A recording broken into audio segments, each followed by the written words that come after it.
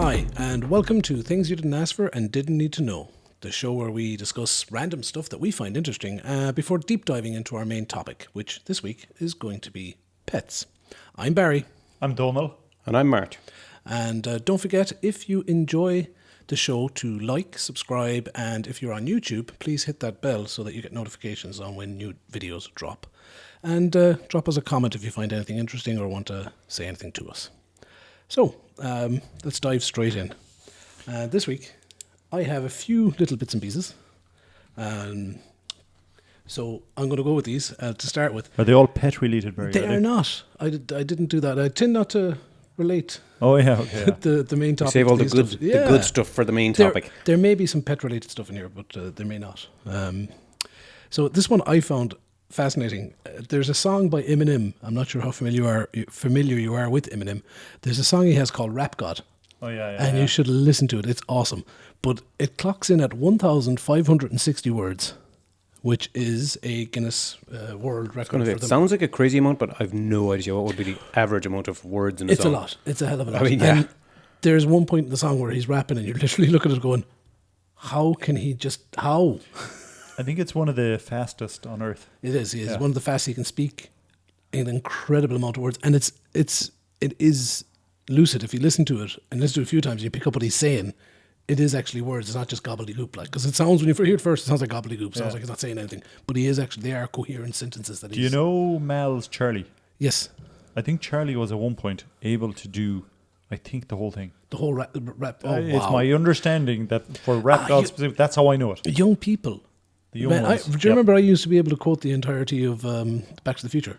Yes. The whole movie? Yeah, Mart. I'm amazed because yes, I do. Going You were in even on a able to do bus. the ticks of the clock. Yeah, I remember yeah, now. yeah. Yes. God, how did I forget that? Young people are amazing. Yeah. So here's one you might know. We were amazing once. At once. And once we were, I swear. Cookie Monster in Sesame Street. I don't know if you know this. His real name. Wait. Oh, it's got to be Charles. He has a real name. Yeah. Charles Monster.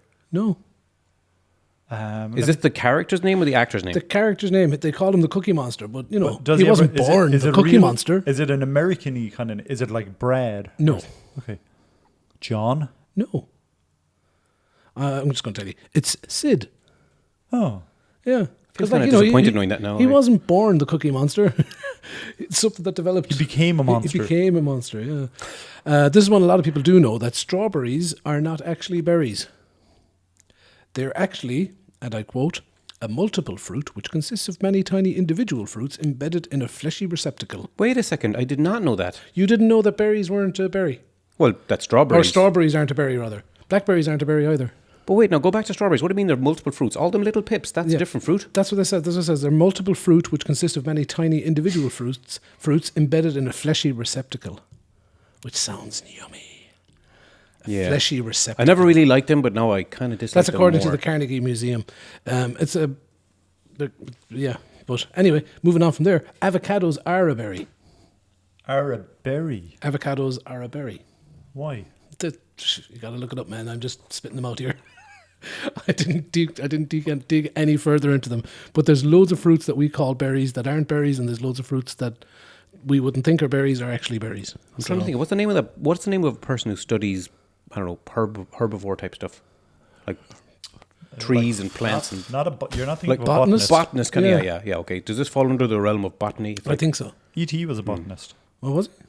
Yeah, that's why he was on Earth. He was on Earth to pick up plants and stuff. Yeah, that's why I brought the Gertie's marigold back to life.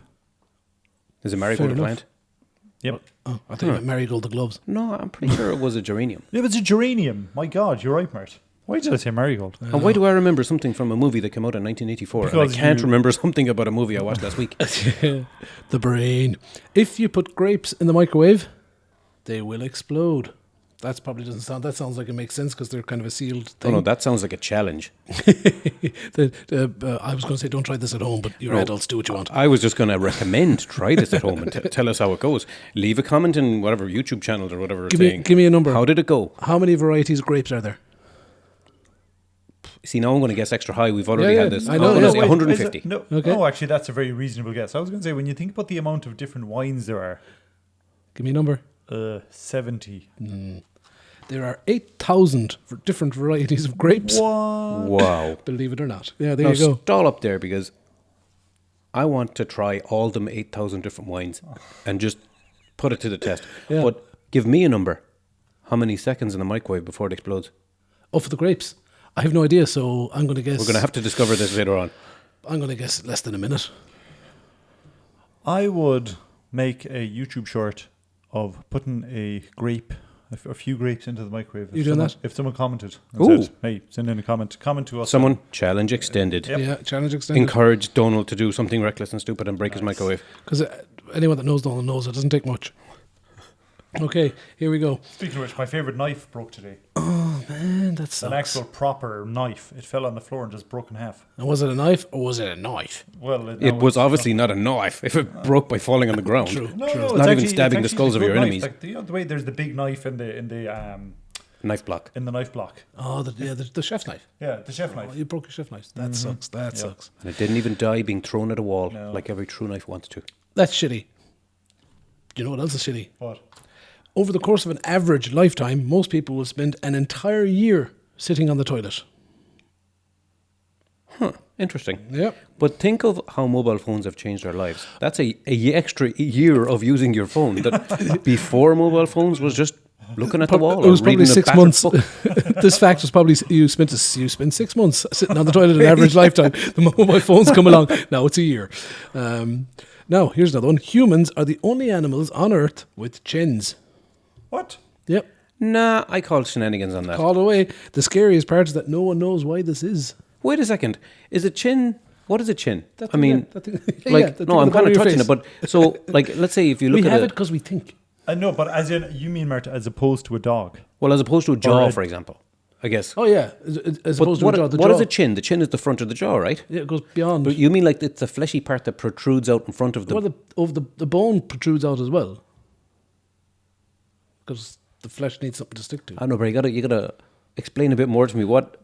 Like I Like, said, surely a chimpanzee has a chin. no. Look. Otherwise, pull why up a are they picture of a called chimpanzee there. chimpanzees? Hey. Yeah, apparently that's a thing. Now, here's a different one. Every 2 weeks, another language or dialect goes extinct. Every 2 weeks. Yeah. There's a language in Nigeria that is currently only spoken by 4 living individuals. Now, I'm really glad when I got this that it said 4 living individuals, because if they said 3 living individuals and 1 dead person, I'd be like, okay, that's a bit weird. But yeah, every 2 weeks, another language. Is it bad that I'm a little bit happy at that? You just think everyone should speak English, is it? Well, everyone should just speak one language. It My just vote would is be- for Esperante. Yeah, I mean, obviously, I would kind of prefer if everybody just agreed to speak the language that I already know how to speak.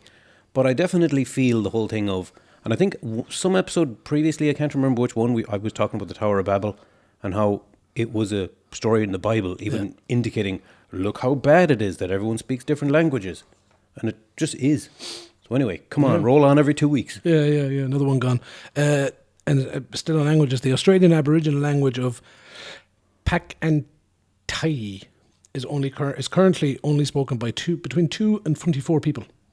They're not sure even how many people they have left speaking that one. And on the other side of that, because I was just going to say, because surely kids are inventing their own language to balance out ones. If you're going to count, 4 people speak this language, so therefore it's a valid language. well, here's the thing, that's the balance. The balance comes from television. More than 200 languages have been invented just for television or movies. So, How do you mean 200 languages? I mean, Well, as they 200 say in Klingon Klingon, type of blach ni ach tu pok cha. Is that actual something, is it? Yeah, that means, it's good that languages are there. All right, okay. Really? No, I no idea. I was going to say, did you study it or something? believe that. Jesus. For a second, it sounded quite plausible, and it did sound mean, like yeah. Klingon. It No, sounded but like every did you hear, Klingon. did you hear there was an English... Did you hear about the English dude and Klingon? No. Okay. There was a English... I think it was an English minister or he was a politician basically. And maybe he wasn't English. I remember he was speaking English. There So was a it could have been that he was speaking. It could have been that he was South African, but he Let's wasn't just call American. him a human being. Yeah. Well, no, but a human being, but he wasn't American.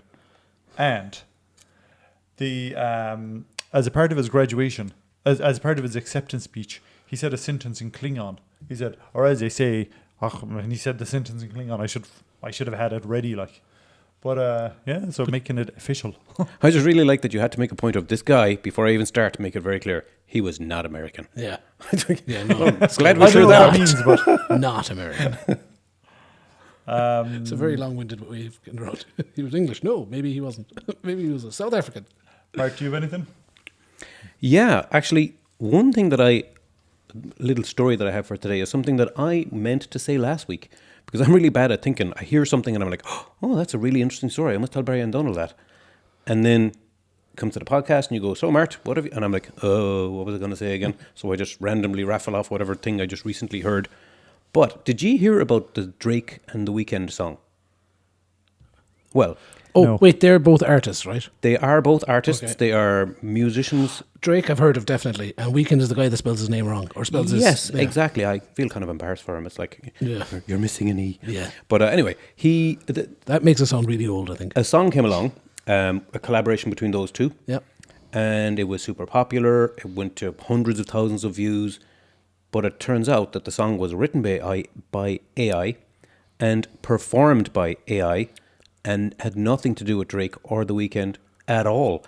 And I listened to it and I was like, holy moly. Now, as you say, Barry, we're old. I don't really know Drake stuff very well or The Weeknd. So maybe a really good big fan would pick up the difference. But I wouldn't have spotted that was a song sung by an AI. And I'm sure you've heard all this, performed by an AI, and it's entertaining, but it's also kind of terrible. But this was the real deal, and it sounded completely legit. And it was a hit. Well, Does that mean they still make money on it? Well, you see, no, that's the thing. Nobody makes money. Actually, I don't know how it works. Like, originally, it was just some guy posted it on some forum or somewhere and just said, anyone who wants, I'll send you the link. He was sending people the link. But then someone got it and uploaded it to some proper forum where it got hundreds of thousands of views before it got taken down.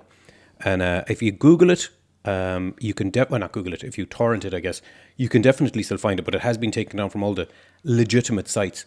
But I was amazed. That's incredible. It is, and it made me realize, holy moly, what's the future of music going to be? Yeah. Because it's a definite case of, I don't know. I can still see a future. Sometimes I think of, for example, and I'm going off on a tangent now, but the MCU, the Marvel Cinematic Universe, and it's kind of sad to think because I read the comics and. When they did Secret Wars, they just took all the main characters and put them all in one big planet and had this big fight or whatever, right? Thanks to the Beholder. Yeah, exactly. And you're just thinking... Sorry. Was it the Beholder or was it Galacticus? It was Beyonder. Beyonder, dang it. Yeah, but the thing is, it makes me sad to think they're going to make a Secret Wars movie in the next few years, but they're not going to have Iron Man, they're not going to have Captain America, they're going to have the new Captain America, but not the original Steve Rogers. Yeah. And Iron Man is never going to meet Mr. Fantastic from the Fantastic Four, the two greatest minds of the MCU, and they always collaborate in the comics and stuff. Yeah. So there's so much you're going to miss out on the screen. But now I'm thinking, but we're very close to a point where you can just make movies, and why bother having a real actor at all? Now, I know that you already can do that, but it's prohibitively expensive. But I don't know how much they paid Robert Downey Jr. for the last movie he made. It was like 100 million quid for just him only. If they could just somehow get them to sign a contract at the start and say, we're allowed to use your likeness forever. Anyway, I can kind of see how music, I don't know how it's going to go, but it's definitely going to change and it's definitely going to get taken over by AI. Yeah, we're going to start having hip hop hits sang by Elvis. Well, yes, if, say, the Elvis estate allowed it. And again, there's AI song that I listened to Imagine sang by Paul McCartney instead of John Lennon. Oh, right. Okay. You can, if you just look it up, all these things are out there. That's mental. So what, they tell the AI, take Paul McCartney's voice and get him to sing that song? Yes. Now, that's it. I don't know how easy or hard it is to do. What you do is you get the way when you get a new phone and you're training in your phone and your phone says, say this sentence, it says, say 5 sentences. If you get so someone like Paul McCartney and John Lennon, there's loads of dialogue. Yeah, tons. So there's you can train But that them. data is already scraped. If you get your new Alexa, it needs to learn your voice. So you need to talk loads to it first while it just gets to get your accent. Yeah. That's why I trained in our Alexa. So when Rachel tries to talk to it, it's like, I'm sorry, I do not understand Donegalese. But then it understands me perfectly. But this stuff is already essentially just scraped off the internet. So if you're a famous person there's so much kind of content of your voice out there. You don't even need to kind of tell the app to do that already. It's already done. So if you just have an app that can now, I actually don't have a clue what app did this. You know, the big ones like ChatGPT is for talking to, and Midjourney and DALL-E are all for the art stuff. I don't know what AI-driven apps are doing these, but the fact that it's already done and happened, it just makes me realize. But you know something else interesting about it. You know Grimes. She's also another artist who is a singer. She's married to Elon Musk. Yeah, I don't know. I don't think she is anymore. But she was. She was, yeah, and they have kids and stuff. But anyway, she came along after that and said, you know, I mean, I'm okay with anyone making songs and using my voice. Just split the money with me 50-50. Yeah, so, that's what I'm saying. If they can make money from it, but not have to do anything. Yeah, because the funny thing as well is, I think the reason... But imagine having to learn your own song that's already been a hit so you can perform it live. I know. That's what that'd be weird. That would be weird. This is my new number one. I'm not sure how it goes. But imagine not having to write a song. Yeah. And, you know, you do an album, you put 10 songs on it or whatever. Some of them are big hits, and then most of them are kind of just things that fans... Yeah. Imagine if you just kind of let other people do all the writing, let the AI do... Well, actually, it's the AI that did the writing. The AI did the performing. You just get other people, make the AI do that for you. Let them churn it out there, see which ones rise to the top, then just learn those. Because most artists make their money now on... Streams. Well, not even on streams, believe it or not. That's why... Oh, it's concerts, isn't it? Yes, it's exactly, live performances. It's tours, yeah. It's because tours back in the old days, they made all their money from selling stuff. Yeah. And then Napster basically killed that, so they had to come up with this legal equivalent of Napster, Spotify, or whatever. Which pays them very, very little. Very little, exactly. And then that very little is split. And this is why Taylor Swift went and re-recorded all of her material. Every song that's played on a streaming platform, the royalties are split between the writer, the producer, and the singer. They're the three kind of main people. I think there's more than that, but I think they're the three main slices of the pie. So if you're an artist that writes and produces and sings their own material, you're keeping the whole pie, or most of the pie, for your own self. Whereas an artist who just goes in and sings it, it's written by somebody else and it's produced by somebody else. And that's why the likes of, you know, Pharrell Williams, we know him from pretty much one song because we're old people, but he is massively wealthy because he produces and writes a ton of stuff. Ed Sheeran makes most of his money from... Yeah, I remember you were telling me this. He makes a lot of money from writing and producing. Yeah, but I mean, that whole landscape is going to be totally changed completely by It actually ties into what our main subject next week. So, which is Armageddon. Oh, yeah. So that is definitely... We'll definitely be circling back to AI next week. For sure. Like we do pretty much every week. But just before we leave AI, Sophie showed me a video made by... Did you ever hear of Phoebe Bridgers? Yes. No. Okay. She was in Fleabag. Oh, I know her. Yes. No? Oh, am I confusing her with someone? Damn it. You're thinking of someone else. I know who you're talking about. Are you thinking of Phoebe Waller? I'm thinking of Phoebe Waller. I don't know why I even know that name. Phoebe Bridgers, then she's the one, the Hitman one, or the shooty one. No, I haven't watched it. I don't know. I know her as a singer. Oh, all right. In that case, totally not what I was thinking at all, probably. But basically, Phoebe Bridgers has a cool song, but all of the video for it was made with AI images. Oh, Jesus. You know? Interesting. Yeah, it was interesting. Are you going to look up Phoebe Bridgers? I am.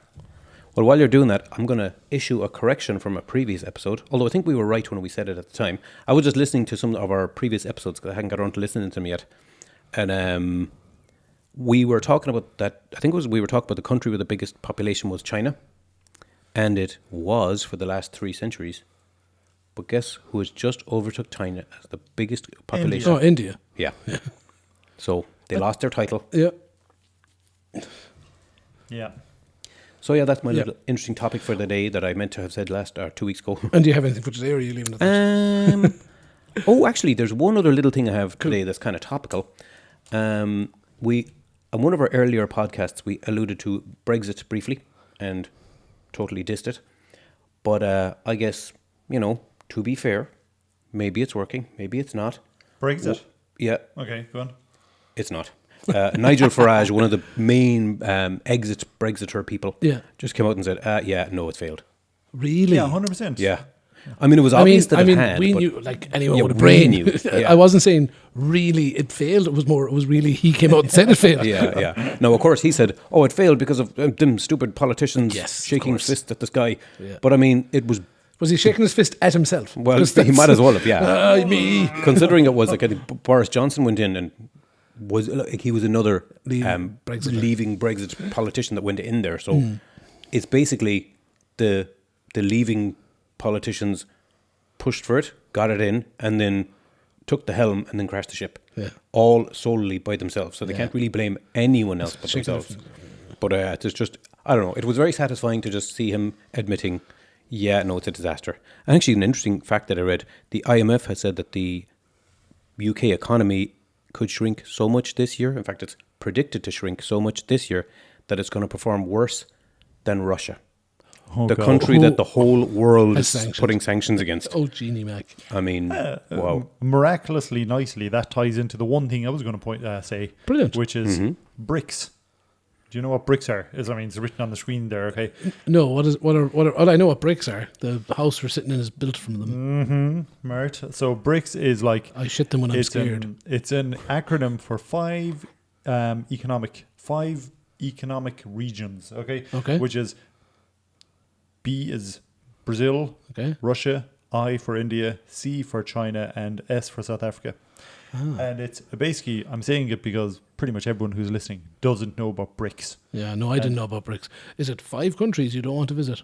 No, or is it when World War III happens? These will be the allies. No, these will be the axes in the Well, board some game of them that'll be made after. definitely, yeah, but you're actually South laughing. Africa? You're laughing, but yeah, no, South Africa definitely Are they? would be. Are they pro-Russian, pro-China? Because They're definitely pro-Russia because they're trading with Russia. how are they? Well, yeah, but So these are like five countries that have very strong Links. links with each other, basically. Wow. their economic links. To be fair to South Africa, Brazil, but Bolsonaro, he's a total Oh, he's gone now. right-wing maniac. Oh, he is actually, isn't he? Yeah, they've a new one now. Yeah, he's yeah, already yeah. trying to. Lula. Yeah, not as bad. He's already trying to reverse the whole destruction of the rainforest thing, isn't he? I think. He is? So I read that. Yeah. Yep. He better.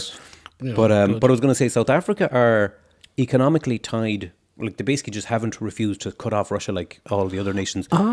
But that's kind of because when the EU came together and said, "Hey, let's all agree to do secret deals together and not allow anyone else in," you know, all the African continent is basically like, "Hey, wait, we're making better coffee than the crap you drink over there, but we can't sell it to you because you've all just made this pact with each other."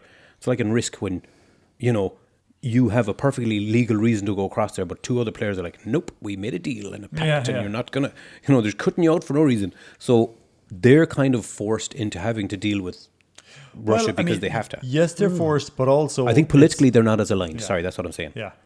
I just thought literally that's it. There's nothing else to say about that. It's actually just really, really interesting. Yeah, it's something I didn't know about. There's a program like Economics Explained. There's a YouTube channel called Economics Explained, and I love it so much. It's like it's just, Don't tell Linda. Linda knows. Actually, on Economics Explained, he has a leaderboard. Okay, and on the leaderboard, he has a leaderboard of where countries are on this leaderboard. Okay, But what's it based on? it's based on things like GDP. Oh, it's an amalgamation of scores. It's like It's an amalgamation of because it's like- GDP. Ireland is one of the top countries in the world. This is my point. We were first on the leaderboard for ages. Yeah. Until, believe it or not, USA kicked us off. Really? Yep. What do you mean? Believe it or not, look at the size of their No. economy. Like, how the hell were we up Yeah, there in but the first GDP place? is a percent of Well, stuff. it's a few things. But I thought America isn't doing that well, I thought. No, Maybe they America's are. a flaming colossal powerhouse of everything, basically. Like. Funny they spent their money fixing their own bridges and stuff. Yeah. Have Have you anything else for us though? No, that's it. Okay. Yeah. So let's move on then and start talking about pets. Pets. So we're gonna kick the can over to who wants to start? Donald, you want to start? Start us off. Okay, pets. I am going to just reel off a few facts about cats. I think before we start, though, we should all kind of, you know, show how much skin we have in the game, Oh, what pets you Have have. a pet off. Do you hate pets? Do you like pets? It's not that kind of channel though. Okay, so at home there's 2 cats and 1 dog. So the 2 cats are G-Wiz and Yeah, we don't need. Well, I don't know You. if viewers are Sure. interested in. My cat's name is this. Everybody, Maybe that would be- yeah, they if you're are. interested in pets, Okay, you're if I was interested listening to podcasts, I'd be like, oh, skip 15 seconds. Well, sorry, go on. So G-Wiz the cat, in Mew the cat, Mew, and And I like Clover, Mew too. Clover the Maltese Bichon. Nice. Well, I have 2 dogs, Ghost and Willow. Nice. I have one Jack Russell Terrier, Obi-Wan Kenobi. Yeah. Or Obi when he's not being bold. And what's the funniest thing that Obi does? Actually, what's the funniest thing you can say that he does or did? Obi's pretty old at this stage. Yeah, Obi's an older gent now. Lately, he's decided that he needs to be out in the back garden barking a lot. Yeah. For I think that's fuck small knows. dog syndrome. I'm surprised that it's only lately. He used to do it before if there were people playing right behind our wall, if there were kids playing football right behind the wall, or if a cat wandered along the wall or something like that at the back of our house. But lately he seems to do it a lot more. So he hears Obi-Wan Kenobi a little bit more now than he used to. Because Obi-Wan Kenobi, will you stop barking? Yeah. But yeah, that's always, that's. But he's an old dog. He's always been a crotchety thing. He's a rescue. So he's always had there's been issues. He was 2 and we got him. And he definitely had issues before that. I'd say he had a tough life as a young puppy. Poor thing, yeah. Yeah, but he landed on his paws. He's in a really good place. He spends most of his day lying across not 1 but 2 pillows we place across the top of our bed. Ooh. And he splays across those for most of the day. Sometimes he'll sit up and be looking out the window at the estate, but most of the time he just sprawls across there. Yeah. Hops down, comes downstairs when he wants to drink or wants to go out. Yeah, he's a chill dog most of the time. So you're obviously a dog person. I already knew this, but yeah. Yeah, I'm a dog person, but like it's like the whole Blur Oasis, Elvis the Beatles, dogs or cats kind of thing. I love dogs, but I love cats too. I think they're awesome. If I had a choice, as a pet, I'd pick a dog. Yeah, I think all our listeners can ask themselves the same question. Everyone is either a dog or a cat person. You may not even have a dog or a cat. You're still a dog or a cat person. I don't know if they are. I think some people are dog and cat people. Very. No. I think they are. I think you're wrong. No, I think you're wrong too, but we don't... Correct me in the comments. Yes, this isn't the hill I picked to die on. Yeah. I just think generally everyone would fall into one category or the other. Because I've heard people say the same thing. No, you like Blur or Oasis, or you like Elvis or the Beatles. And I like all of the 4 of those musicians pretty much equally. Yeah, but only because you prefer other bands more. Barry. Oh yeah, I like more bands well, but like I won't choose between them either.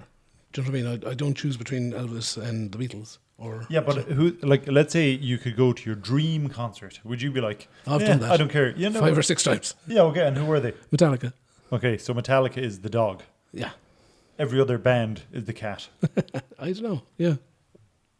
Okay, we're definitely gone down some weird tangent here. Yeah. Okay, anyway, we're talking about pets. You were going to tell us about some facts about animals, no? Or oh no, wait. What's your? Tell us a funny thing, Mark, about your dogs. I mean, I don't know what I want to share because I don't know how boring this is for other people. Do you know what I mean? I would imagine, gee, my dog does this and I like it, and everyone else is like, this is boring to listen to. Do you know what I mean? Like Ghost is a rescue. We got him when he was 1. We got Willow as a sister for him when he was 2. So she was born at the time, or just 1.5. Yeah, I mean, what breed are they again? They're the same as those. Maltese Bichon mix. Yeah. Gorgeous. Yeah. A little fluff, balls of fluffy love. The cutest thing that Clover does when she wakes up, or she sits on the windowsill, and then anytime if I go, I don't want to scream into the mic, but if I go, yeah, please don't. Come on, Clover. She'll be like, he'll sit up and like bolt dirt off the seat that she's on. And then she's like, oh, wait a second. And then she takes like 15, 20 seconds just stretching. And then she goes again. It's really funny. Yeah. And because she's small, we were walking through the graveyard today, and the grass is really long. And like anywhere where the grass was really long, I'd be walking, they'd be like, before this, during winter, she'd be like following me everywhere. This time it was like I turn around and she's lost. And it's like, oh, Clover, wait a second. I walk back and I have to carry her over the big, tall clumps of grass. I think because she just stopped seeing me. She just doesn't know. Okay. She just doesn't know where I am. Oh, that's so funny. Okay, well, what do we think of people who have snakes as pets? Yeah, that's something. Snakes and spiders, I suppose exotic pets in general, iguanas, that kind of stuff. I understand it. They like those types of animals, so they have them as pets. But like, I can't see it. Yeah. I can't see myself going, my tarantula, taking out and cuddling him, letting him fall asleep on my lap, my python, let him wrap himself around me and squish me to death and then eat me. I can't see it. I understand that people like those animals and they want them as pets, and that's fine. just personally, Yeah. it wouldn't be my. Well, someday we'll have Carbe on the show, okay? And you will all get to know Carbe. Carbe has a snake as a pet. What's the pet's name? What's the snake's name again? I forget. What kind of snake? What kind of snake? I don't know. Okay, he's got a snake of some variety. Yeah. That has, I mean, presumably has a name. As you say, Barry, I would just put them in the same category as goldfish. Now, by the way, I'm not, shitting on anyone who has goldfish or carbo snake or any, people who have spiders or whatever. As you say, each to their own, and I'm happy for you. But as you also say, I kind of don't get it. And I kind of do at the same time, because it's nice to have a pet that you can just be, well, I'm off on 2 weeks holidays. I'll ask the neighbour to come in and throw some flakes into a bowl of water every 2 days or whatever it is. And that's that taken care of. Whereas with dogs, it's like, well, I'd like to go on holidays, but I can't. Or else, if I do, you've got to move heaven and earth and organise loads of things. And it's just so much effort and work that you're like, you just not even worth book it. them into a kennels and away you go. Yeah, but I mean, It takes 2 minutes. No, well, it takes you 2 minutes, but you got to think of their welfare. Do they like the kennels? Like, we have somewhere we can put Ghost and Willow, and we're very lucky for that. But even then, okay, let's go for a weekend away. I found a cheap deal. It's only going to cost a couple £100, but also it's going to cost a couple of extra £100 just to put, to look after the dogs. Yeah. It's just extra variables to consider and extra cost on top of it, which, by the way, I would never complain about. No. But I can definitely see, if you just had goldfish instead, Or if you had a snake, you throw one mouse in there and he's good for, a month or something. Yeah, actually. But even now I remember when some friends of mine got a dog years ago, and this is years before I ever had Ghost. And before Ghost came into my life, the only pets I ever knew were like cats or whatever, and they look after themselves. Yeah. So we would be going out all the time, just somebody I worked with, and life is great, go out for whatever, whenever there's work due and all that. Suddenly, it was all of a sudden, I'm out, but I have to go home after 3 hours because I got to go home to the dog. And I'd be like, it's a dog. It'll be fine. It won't starve in 3 hours. And it's like, yeah, but they'll be lonely and they'll be upset. And I was like, I just don't get it. And then obviously, I got a dog and now I get it. But, it does kind of curtail your freedoms. Person. Well, it curtails your freedoms significantly as well. I'm just saying. So I can see the benefit of something like, all these other low maintenance pets, I guess. Yeah. Where do you stand? Well, no, that's going to sound bad because they're small. What are your opinions on the other pets that are between cats, dogs, and spiders and stuff? Hamsters, guinea pigs. I mean, again, I just don't see the point. I don't see because again, I like a pet that you can Ghost will come up and give you a hug. I don't see the point of a mouse. Now, I actually like mice, but having one as a pet, or when I say mice or hamsters or whatever, Rodent family. The rodent family. Yeah. I knew a guy once had several rats as pets, and he was telling me, because I was saying, Jesus, man, what? And he was saying, every one of them, he said, every one of them have their own personalities, and every one of them, he loves them all for different reasons. Like, some of them would come, because they let them out of the cage when they're himself and his girlfriend were in the apartment, they'd let them run around the house. Were they big? They were rat-sized. Okay. Good description. So, thank you. And he said some of them wouldn't come near you. They'd do their own thing. They didn't want you touching them. They would go to from their cage, run around a bit, and go back to their cage. Other ones would jump up on the couch and curl up on your lap. And some of them would actually be waiting for you to, they'd do the thing dogs do, go on their back. Really? Yeah, rub their belly? Yeah, rub my belly. Give me scritches. Okay, that's really cute. Yeah. Well, I don't know. It's still a rat. It'd be so easy to catch them in a rat trap. With the big, long, leathery tail. It's... I mean, I wouldn't let... Again, fair play. That's what you want to do. But for me, it's just like, no, that's still a rat. Guinea pigs, on the other hand, I have no problem with. And again, they're the same. They're very, very, have their own personalities. Aren't they like big fat rats? They're the same kind of idea. Yeah, but they don't have the big, long, leathery rat tail. And they have a much cuter face. They're much cute. It's all about the cuteness. Yeah, it's all about the cuteness. Whether we eat animals or don't eat animals is down to cuteness too. In some cases. The exception to that, of course, is rabbits. Rabbits are incredibly cute, and yet we eat them. Actually, yeah. What is that line in Pulp Fiction? When sewer rat might taste like pumpkin pie, but I wouldn't know because I wouldn't eat the filthy motherfucker. Exactly. Here's a question to you. What is the biggest pet you can own. No. Wait. What is a rat classified as again? Rodent. What's the biggest rodent? The capybara or something like that it's called. It's a Brazilian jobby or I South have American. no idea. It's capybara. Capybara, that's it. I wasn't too far off. Come on, Barra. How did you not know that? I wasn't too far off. Yeah, they're huge. What even is it? What's a capybara? Yeah. It's a big rat.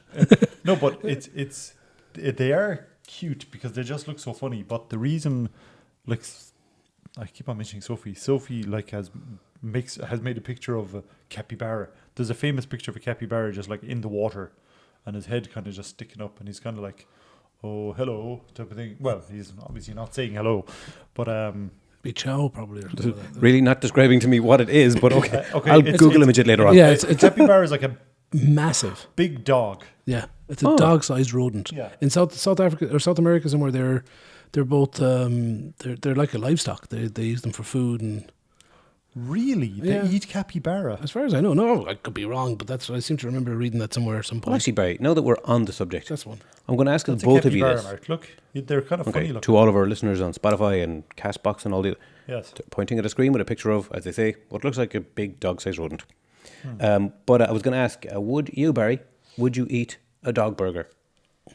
Not knowingly, no. Or again, back to the conversation we'll be having next week during Armageddon. Nice. So, what's the line for you on an animal that you would or wouldn't eat? Hunger. So if I'm starving, I will eat whatever I can. Yeah, but And- sometimes when you're not starving, you'd eat a hamburger. Yeah, well, yeah, but I mean, I eat hamburgers because I eat meat. But would you eat a dog burger that's also meat? Only if other meats or other foods were not available. Like a cat burger? Same. Yeah, but see, what I'm trying to determine here is there is a line, and it's not just hunger and not hunger. Well, for me it is. I wouldn't unless I absolutely have to. I'm not going to eat pets, I suppose. So what if you had a cow and you made him a pet? Would you then I not eat wouldn't other make. cows? I wouldn't make a cow a pet. What if it was really friendly? He'd And have if you had, to- if he'd you have had to the be one personality, friendly. He'd have to have one. He'd have to be one friendly motherfucker. He'd have to be like that Arnold in Green Acres. again, Pulp Fiction. Yeah, no, I wouldn't make. I knew people who had a pot-bellied pig as a pet, and I'd just be looking at it the whole time, going, "Oh man, he looks so tasty." No, I have to say, once in my life, I really wanted to get a potbelly pig as a pet.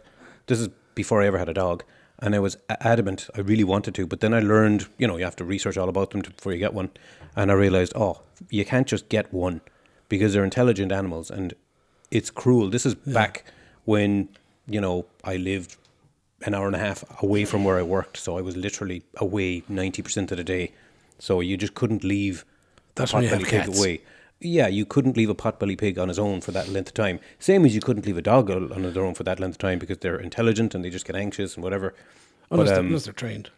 Well, Obi used to be left on his own all the time, outside the house, not a bother on him. Like literally, myself and Katrina would be at work all day, and he was fine. okay, but I know it's not ideal, let's just say. And potbelly pig would be in the same kind of scenario. And then you're thinking you got to get two of them then. And in the end, I was just like, this is getting just way too difficult because obviously with my life at the time, it just didn't fit in. Yeah. But otherwise, yeah, And that's potbelly pig would be a great pet. Like anyone considering getting a pet, you've got to weigh up what you should and shouldn't get. And in that scenario, then if you're not going to be at the house a lot, then you're definitely looking at get yourself a cat or get yourself some fish. Don't get a dog because while if they're trained for it and that's how they're raised, they're fine with being left alone. They're no problem. But it is better for them to have company. Like, they're a social creature. I think there's some country in the world where it's illegal for you to get one guinea pig because they're so social. Yeah, I think- Yeah. I heard that, but I can't remember what I country. can't remember where Yeah. it is either. But yeah, it's illegal to get one because they're such social creatures. It's cruel. Yeah. And cruelty to animals is bad. And guess which celebrity had a potbelly pig? Tom Hanks. No. For some reason, I'm going to say close, but I mean, you're totally wrong, so I guess no. I'm gonna go out on a limb here and say Lemmy from Motorhead. No, although I don't even know who he is. It's George Clooney. And apparently I just listened to an interview with him once when he was talking about when the potbelly pig died, and he was just like broken up for ages after. Wow. So I mean, they are literally like a dog. Yeah. But tastier. But anyway, though, would you eat a dog burger? I suppose I objectively would have no problem eating a dog burger.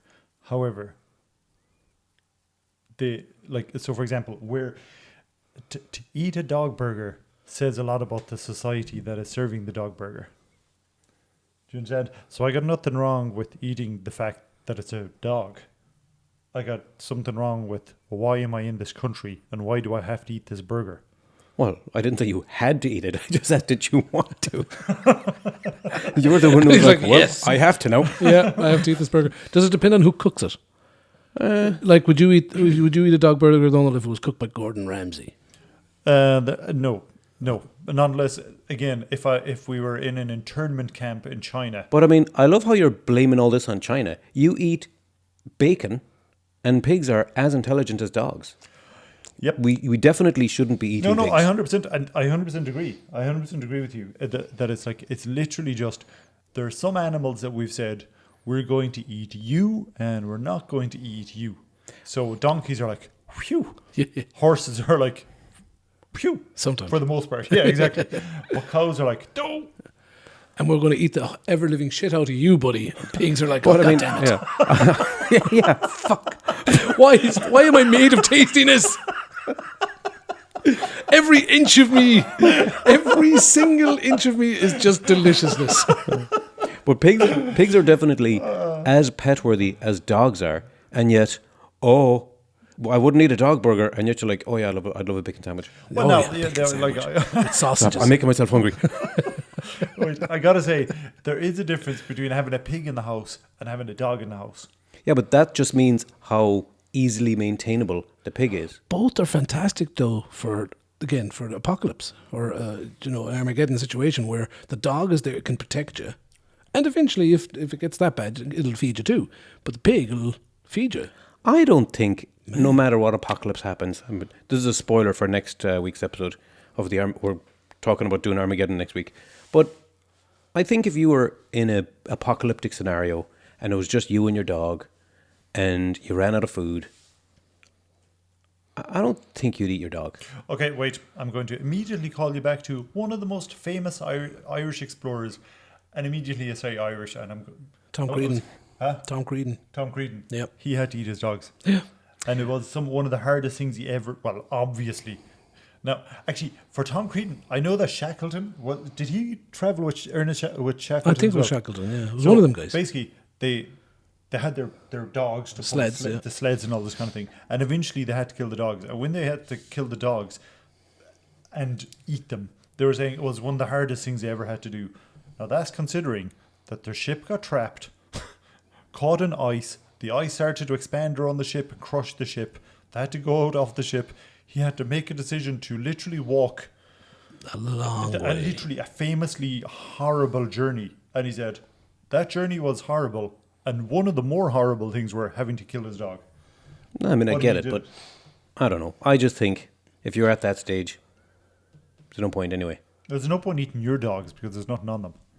Well, I mean, yeah, that too, but I don't know. There's a meal each. They're as big as chickens. Yeah. There's plenty eating in a chicken. Like, and those dogs are actually bigger than Anyway. chickens. Would you eat a dog burger though?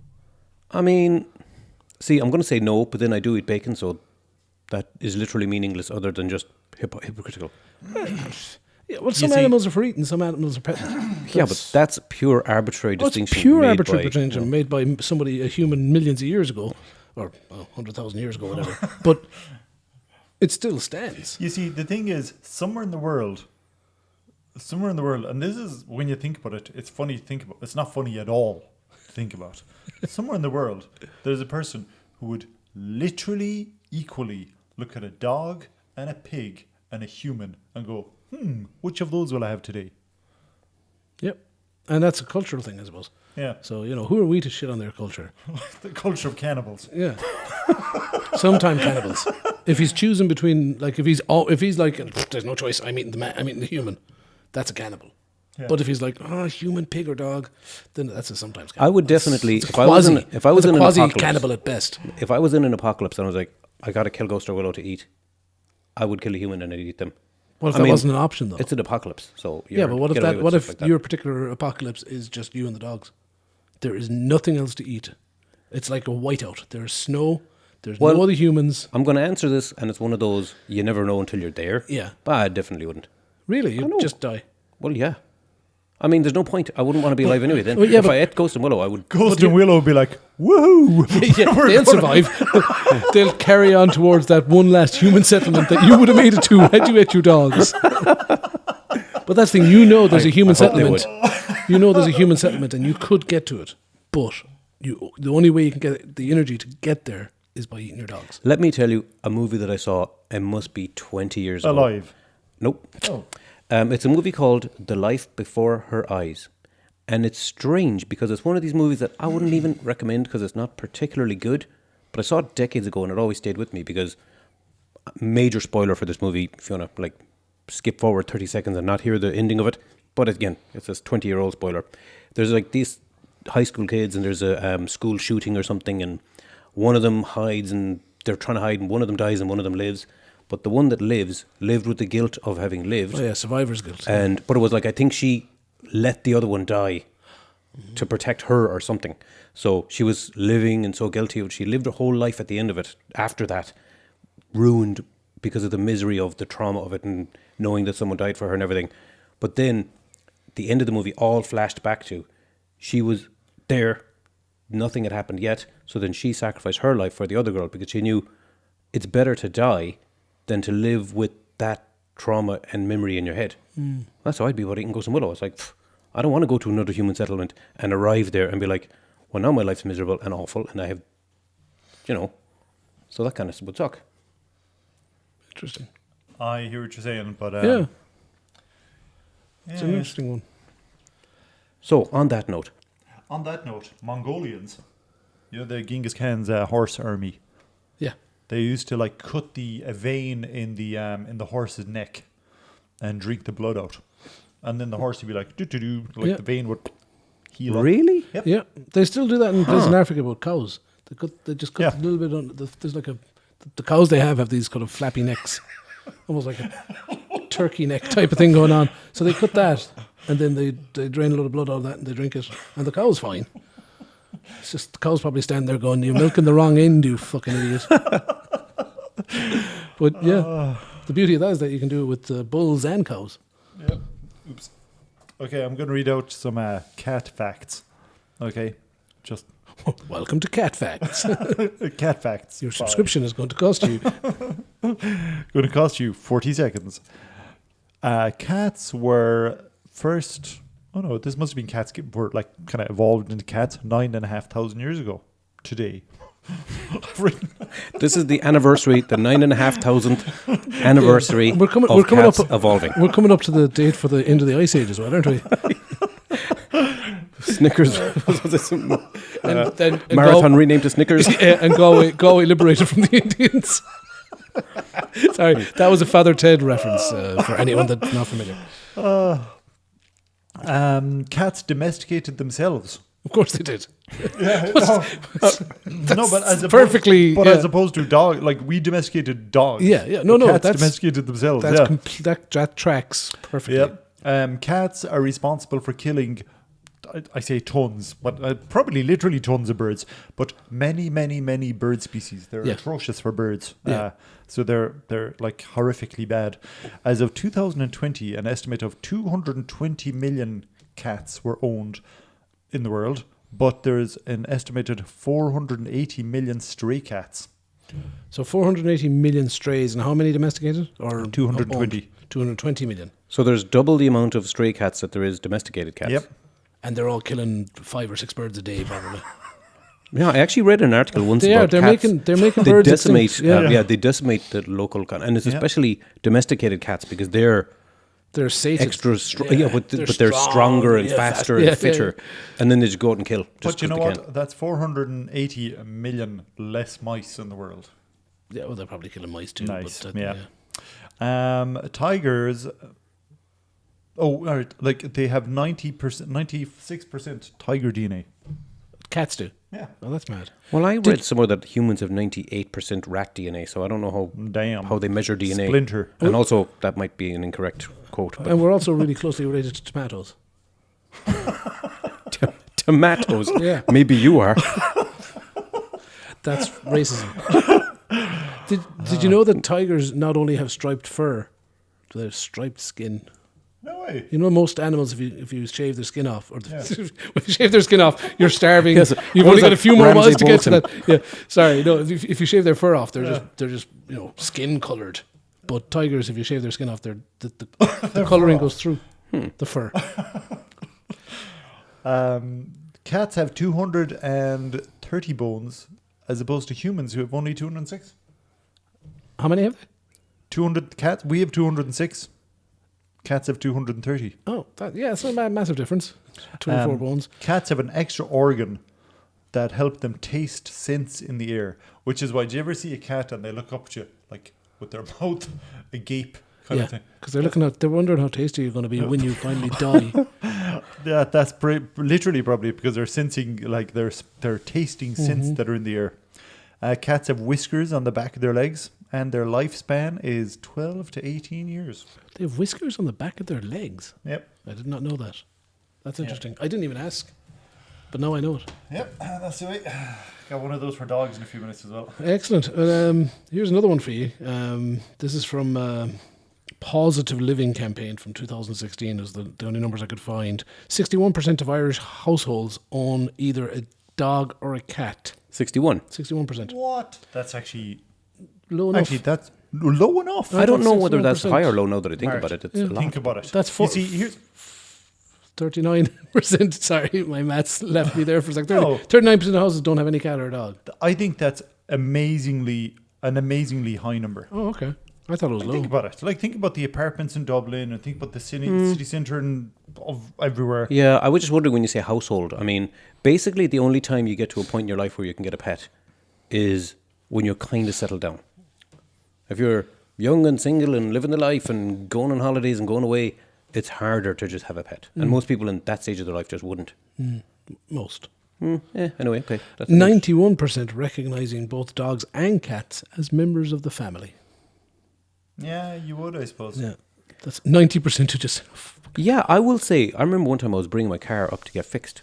Now, it's not to my usual car guy, who was great, but one time he was out sick himself, so I brought my car to this other guy. And he had a few dogs, but they were in a cage attached to the garage outside his house. And I was like, I got to say I was judging him. I was like, what an asshole. But I remember being in France, in a house in France, and they had the family pet, which is a dog, but then down at their shed, they had a run for another dog. But that dog was treated completely different. It was a working dog, it was a hunting dog, and it only ever came out of the cage for training and for hunting. And it was a big cage, it was a run, like I said, it had space to run up and down in this, it was a massive cage. But yet one dog that would come into the house and throw itself on the couch and get pets and get picked on, or not picked on, but get, groomed and all the rest of it. Another dog that was just like, the help. This other dog sounds like Fucked a off gimp. down the cage. He's Yeah. a gimp in Pulp Fiction. Yeah, no, well treated, well fed and everything. Bring out the dog. And the dog was as happy as Larry. I mean, But- yeah, I guess. Totally different situations. Like one's a pet, one's a working dog. So yeah, those dogs in the cage or the garage are working dogs. They're there to protect the garage and the massive amount of expensive equipment from being stolen. Or to help with that at least. I guess. So yeah. But like you see people that have dogs chained up outside their houses, and I think, get rid of the dog, man. Don't. Oh, why, yeah. Why have it like? Yeah, but that's the thing. Why you have it? Yeah. I went to a plant hire place to drop off, pick up, and then later on, a few days later, drop off this little cement mixer. So I was able to take my car and just throw the thing in the trailer and take it over there. But then when I went there, there was this flaming absolutely massive dog. Like, I'd say that I've absolutely no idea, but I'd say the dog weighed 12 stone. I've no idea. He was just like absolutely huge. Then the first time I went there, the dog was in the shed, in the thing, like the dog was, I could see the dog, but he was chained up. The second time, the dog looked less chained up, but I had Clover, and Clover, the dumbass, started barking at the dog. Of course she did. I was thinking, He's like, "Come at me, bro." If the dog did come at us, I'm sure that he would break the steel flaming chain that was holding him, or I wouldn't be surprised if he literally pulled the thing out the wall. You know, Got to keep talking directly into the mic. and it was just nuts, like, Yeah. you know. And Clover would have made a lovely snack. My car would have made a lovely snack. That's my point, That's a because big Clover dog. was in the car. Like, I was thinking he would literally have just gone through the car, because Clover was like barking and barking and barking at him. And for those of you who use the metric system, 12 stone is 76.2 kilos. When you put it that way, that's a ridiculously heavy dog. Okay. I have no idea how. I have an interesting one for you if you're talking pets, right? Did you just say if we're talking pets? Yeah. Which we are. Which we are, conveniently. Obviously, I presume you two see your pets as members of the family. You love them. For example, if your pet got sick and needed some medical care, I'm sure you would spend some money to help that pet. Yep. Now, put that beside, and this is a hypothetical. If, and I guess I'm really directing this at the listeners as well, because maybe you guys will say, oh yeah, well I don't, in which case this doesn't apply. But I'm sure it applies to someone. If you believe in some kind of afterlife, and if you believe that your behavior in this life determines your position in the afterlife, so I'm going to use a hypothetical, the Christian religion and the concept of heaven and hell. If you're good in this life, you end up in heaven. If you're bad in this life, you end up in hell. Then being good isn't just what you do. Being good is also what you could have done, but chose not to do or chose to do. So, let's say you're a dog. You spend X amount per year on, I don't know, grooming, vet bills, vaccinations, food. Let's take all that money. I'm going to round it up to a magical number that may or may not be accurate. Let's say $3,000 or $2,000. Okay. You spend $2,000 a year on your dog because you love your dog and you're a good person. That's $2,000 a year that you could have spent somewhere else. I'll say Cocaine. no, but somewhere else more worthy. Say send it to the third world. Help starving families. Help earthquake victims. But you chose to not do that because instead you chose to spend that money on, in the parlance of Guardians of the Galaxy 3, on lower life forms. Your dog. That means when you die and you go to the pearly gates and the score sheets are tallied up, it's like, well, you had a dog for, 10 years and that's $2,000 a year. That's 100 lives you could have saved and you knowingly chose not to and therefore allowed people to die just so that your dog would be, looked after. That would be, in my opinion, hell-worthy behaviour. I remember one time. Thank God you're not on the gate. Well, I remember one time I was having this conversation randomly with a guy in work, and it was just a pure hypothetical. I didn't even have a dog at the time. But he just looks at me and goes, "So, you're telling me my mother's going to go to hell?" And I was like, Not just your mother. She'll be in good company. Anyone who owns any pet and spends any money on them. "Tell me, am I wrong?" Well, in the way that you constructed the argument, and you said if there is a heaven and hell, and if all the ifs, by that rationale, yes, you're correct. But that's all the ifs. But what? So There's only saying, two ifs, by the way. So you're saying you all can't. two. That person that owns the dog and spends X amount of money on them a year can't also donate to charities that help people in Africa and save those lives. That's the part of the hypothetical, that they don't do that. Instead of doing that, they feed their dog. Well, let's say a person has a dog, spends, 20 grand on the lifetime of that dog, on the dog. Yeah. But then they also spent another 20 grand to charities to kind of balance it all out. Okay, you saved, I want to say 100 lives. You could have saved 200 lives. So you'll still knowingly let 100 people die just to look after your dog. Interesting. There's no get What out if it's there. a rescue dog? Because then you've saved a rescue dog. That's got to be some points there, though. See, that's like one brownie point, but then a million brownie points for letting 100 people die. Mart, have you seen The Good Place, the TV series? Yeah. I started watching it. I saw maybe the first season or Oh, something. so funny. The Good Place, Mart, is so you would love The Good I Place. definitely You'd will love watch it it. so much. But there's one person in The Good Place in particular. Like Barry, do you remember this guy? That they visited this guy, Closer to and they visited this guy, and he spends all of his life doing everything perfect because Oh, yes. He figured it out. He figured out the point system. He got high when he was a teenager. And went, no, that's the guy that's hung up on the wall. yeah. Yeah, no, this is another guy. Oh, there's a different guy. Yeah, this is it. Oh no, is this him? Are you just when he was- are you just realizing that the old guy Was that him? That's him. Oh, no way. Yeah. Okay, sorry. Yeah, actually, we should... Yeah, bring spoiler it back, alert. Don't Spoiler. listen to that. Anyone who doesn't want to know this spoiler, reverse back 30 seconds and forget what you heard. Yeah, but you heard nothing. No, but in other words, Mart, by that rationale, anything you do is...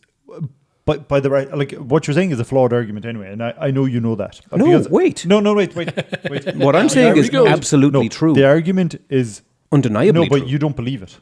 I do. It's not your belief system. Luckily, I don't believe in an afterlife, and I don't believe in heaven and hell. No, that's but that's part of it. I would be, and part of the reason I don't believe in heaven and hell is I'd be so terrified if I did. I couldn't live my life out of fear.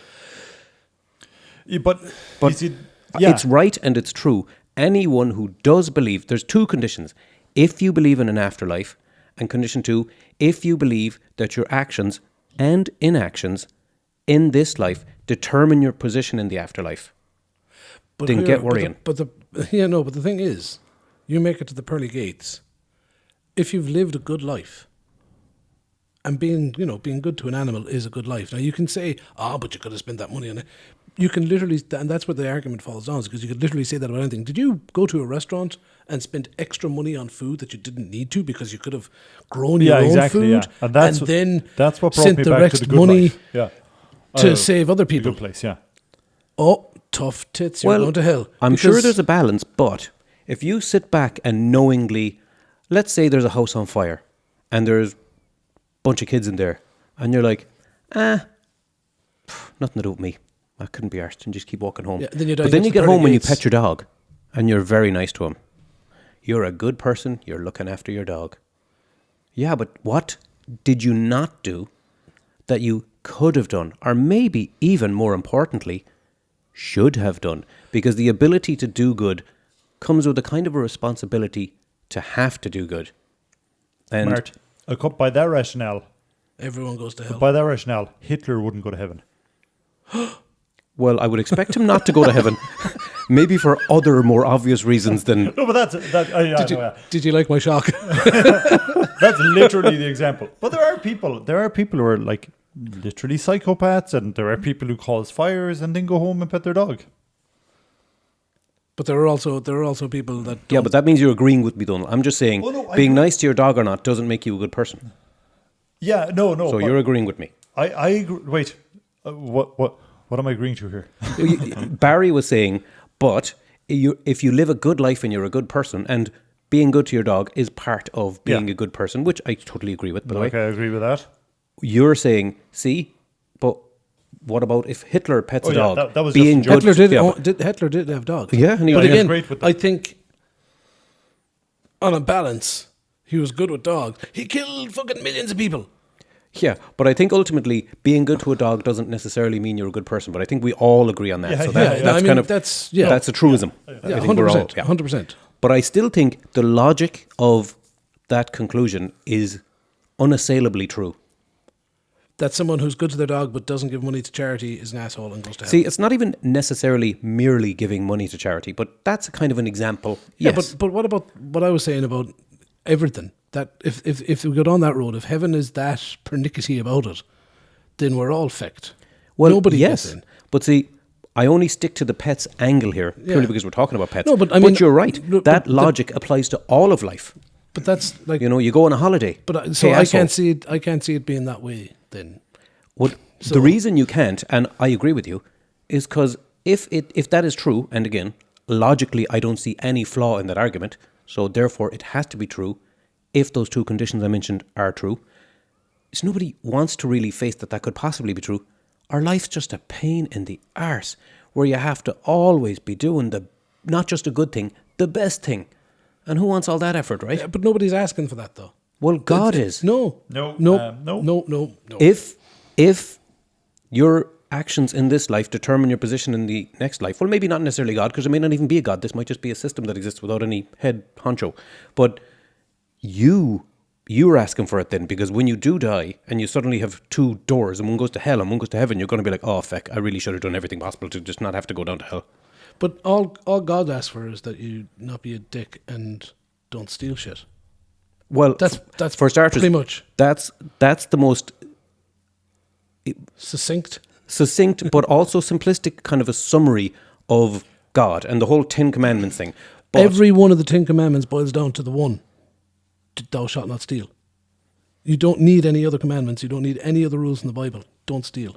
That covers but everything. that's one specific, and that's why I kind of generalized about the Christian religion. But I don't think it's one religion, obviously. exactly. Yeah, out of many.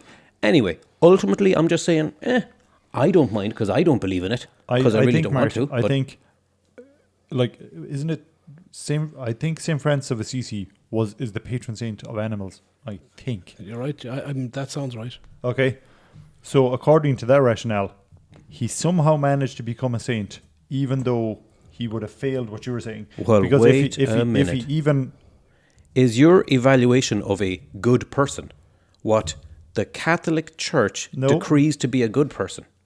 No, because the whole title of saint, it's a label assigned by a person and another person. You're saying this in the same conversation where you're talking about heaven and hell. Yeah, and I'm using those terms to generally define a bad place and a good place to go. But yeah, again, that's the precondition of if your behavior in this life determines your position in the afterlife. Yeah. I'm going to use the words heaven and hell to describe that. But maybe it's not labelled heaven. Maybe there's 3 places, not 2. Do you know what I mean? Even in Star Wars, it's a general principle. Star Wars? Yeah. Is that where Darth Vader lives, the volcano planet? Mm. No, this says go to hell. Someone says go to hell during Star Wars. Oh, really? Yeah. Interesting. Someone also says dime a dozen. So, Also, they speak English. Well, that's... Which comes from Latin. Technically, it's and Galactic French. Common. So, get it right. It's not English, it's Galactic Common. Yeah. There you go. Pets. Yeah. Yes? So, do you have a conclusion on that? Well, no, I've already laid it out for you, and it's up for you to weigh it up in your minds. Maybe you should abandon your pets in favour of a higher scale life. I'm going to read out about dogs. Do. No 2 dog noses are alike. They're all wet and yummy. They have 18 muscles in their ears. And the dogs may be able to fall in love. A 2015 study in Japan found that a rise in oxytocin, the love hormone, happens when dogs and their owners see each other. Yep. That's mad, isn't it? It is. I believe it. Dogs sweat through their paws. Knew that. Dogs dream. Knew that. Dogs can be left pawed or right pawed. Did not know that. That's funny. Because when we say paw to Clover, she puts up the same hand all the time. Oh, okay, interesting. Yeah. Dogs are as smart as a 2-year-old child. Depends on the 2-year-old child. Yeah, exactly. And it depends on the dog. And the dog, yeah, definitely. Dogs don't feel guilt, but they do feel indie. Wait, indie? I'm calling bullshit on that one straight away. Guilt. Yep. No, you see, there's a thing where a dog is like, crap, I'm going to be in trouble. Is that... One time Ghost kind of snapped at a dog in the park. Now, he only ever did that once in his whole life, ever. And it wasn't really a snap. It was more of a kind of thing. But this other dog was a bit of a sissy and was like, hold on, you're saying a dog was being a dog. Carry on. Well, yeah. But anyway, I was really mad at him. But he was different to me for the rest of the evening. We walked right back to the car. But that wasn't guilt, though. That was fear. Well... No, because he wasn't afraid of me. He was like jumping up on me and he was being extra nice to me and extra friendly, and I could tell. That's fear. He was trying to ingratiate himself back into my good graces. Out of fear. No, maybe. I had read that before, that guilt isn't in their wheelhouse. I'd love to know how they figure these things out. Yeah, studies. I don't know. Stray dogs in Russia have learned to navigate the subway. Yeah, I remember reading that before. And they also, not just in Russia, but in places like India and places like that, poor places as well, they mimic injuries to get food. They would lie like with their 2 back legs, like it's not working. They crawl along, and someone goes, "Oh, poor dog, here's some food." And they get the food and they get up and trot off. Yeah, brilliant. Yeah. Let me think. Do you know the thing of no animals were harmed in the making of this movie? Oh, yes. Mm-hmm. Yeah. The American Humane Society. Yes, you're right, Barry, yes. actually. Well, that came about in 1939/1940. Was it Ben-Hur? No, I thought it was the Charge of the Light Brigade, but evidently it was the film Jesse James, where they got a horse to run over a cliff. Really? Fall and smash against on the ground, and then the vet went down and put put the horse out of its misery. And then after that, the horse fell 70 feet to the ground and broke its spine, and had to be put down afterwards. Dang. And then after that, people were like protesting. So Of course they were. Like, I can't even imagine why they thought that was acceptable, even at the time, 1939. 1940 is Well, the world was just ravaged by... Actually, wasn't the World War going on at the time? No, it started the year before, but it wasn't in America, it was in Europe. So, but they had already lived through World War I, where millions of horses died. Yeah, it's like... it's war still, changes your view of it might, things. but at the same time, it's still... This was it's messed up, obviously. This was definitely... There was no proper horse wrangler on this set, and there was no proper flimming... Well, no, obviously, after this, all this stuff started coming in. No, I mean, like, afterwards, but, like, horses would have been incredibly respected, like... They would have to be, they're expensive. Up to this point. But even as... Yeah, but it's like wrecking a car in a movie, and you're like... Oh wait, this car costs money, but you're like, yeah, but we'll get a good shot, it'd be worth it.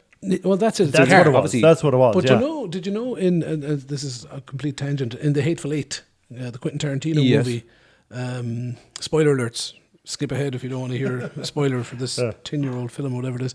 There's a scene in that where Kurt Russell smashes a guitar. I've seen that movie. I can't remember this at all, but the guitar they had borrowed from a museum was over 100 years. It was a 100-year-old Lee Martin guitar, Martin guitar or something. I can't remember now. Dang. But it was literally like they didn't know the value of it. It was really, he just improvised.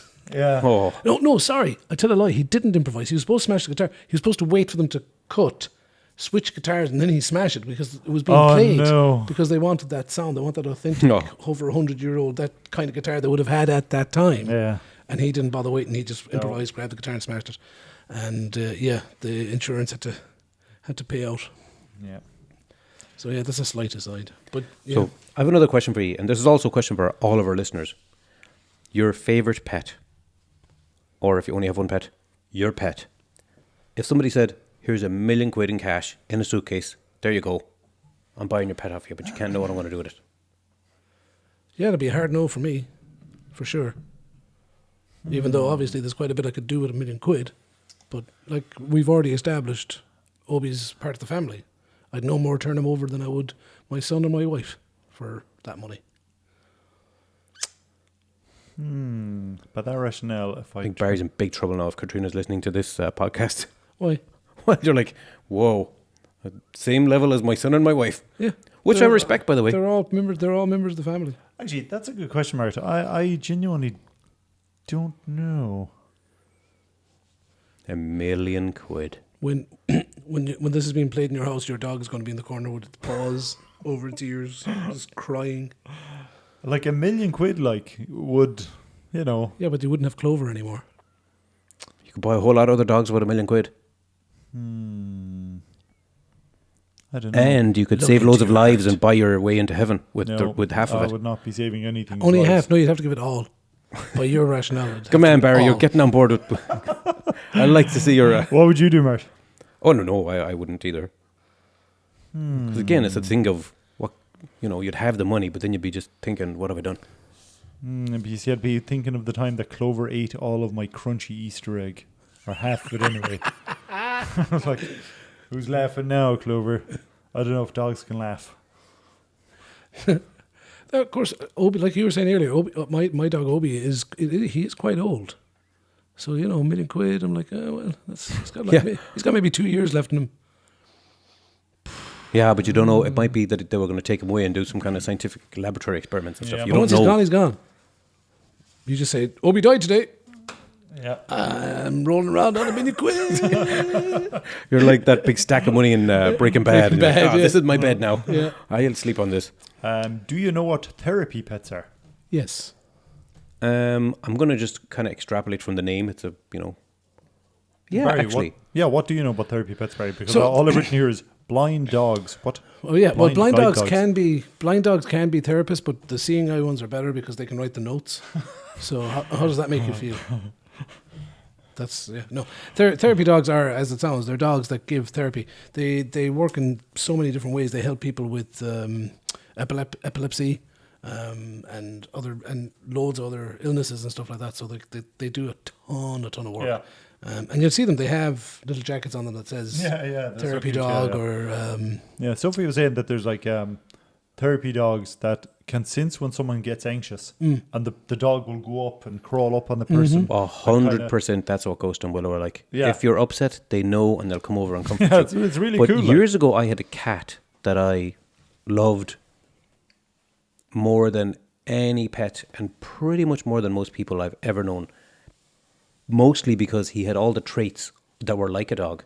And I know he died young. He died in a car crash, and I was not a car crash, like a car accident. A car killed him. I'm sorry, let me laugh. Just the way you said that, he died in a car understand. crash. It's phrased funny, yeah. But I mean, he should have been wearing a seatbelt. At that time of my life, I had never. It's the closest thing I've ever come to. It's the most grief I've ever felt in my life from then until last year. So I went through 50 years of life nearly, and the worst grief I ever felt. Which cat was when that cat died? Romulus. Oh yeah, okay. Like, I was really, really affected for about half a year after it. It was just. Oh, it's tough. It is tough. It is but tough. it was. I don't we even know bond. We bond crazy well. Therapy and just. He had the traits of a dog. He'd comfort you. Was he able to yes, comfort but you? that was it. I mean, he would sense if I was upset, and he would come over, and he literally would come over and make a point of making you feel better. And it's not like he would always be coming over, but Ghost and Willow are definitely. I'm sure your dogs are the same. Just you can see that they'll sense if you're feeling down or if you're upset or. It's like whatever. Oh yeah, but my dog does know when I'm having low blood sugars. I'm a diabetic. No way. Yeah, Obi. And it took me ages to figure out what the hell was wrong with it because he started coming over and he'd be whining at me, and I thought he wanted to go out, so I'd let him out, but he wouldn't go out.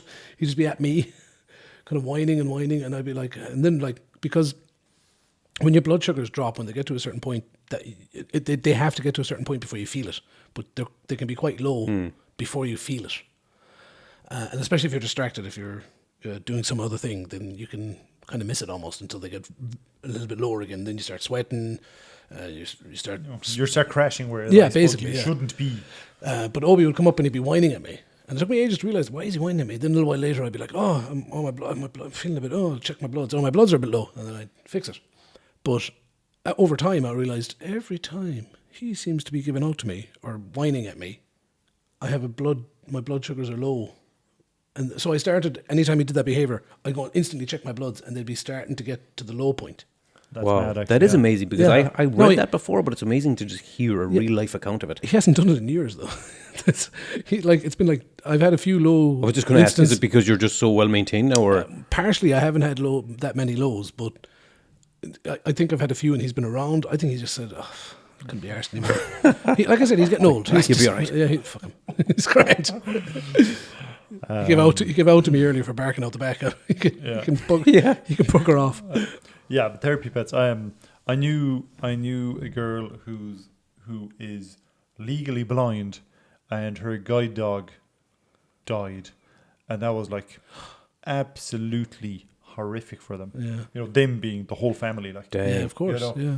Because the dog was able to, like, when you think about it, like, now that I have a dog, like at the time I didn't have a dog, but now that I have a dog, and you realize, like, we like our dogs, but they're not like an extension of our freedom to be able to go around the place. But imagine if the dog they were a restriction on our freedom to go around the place.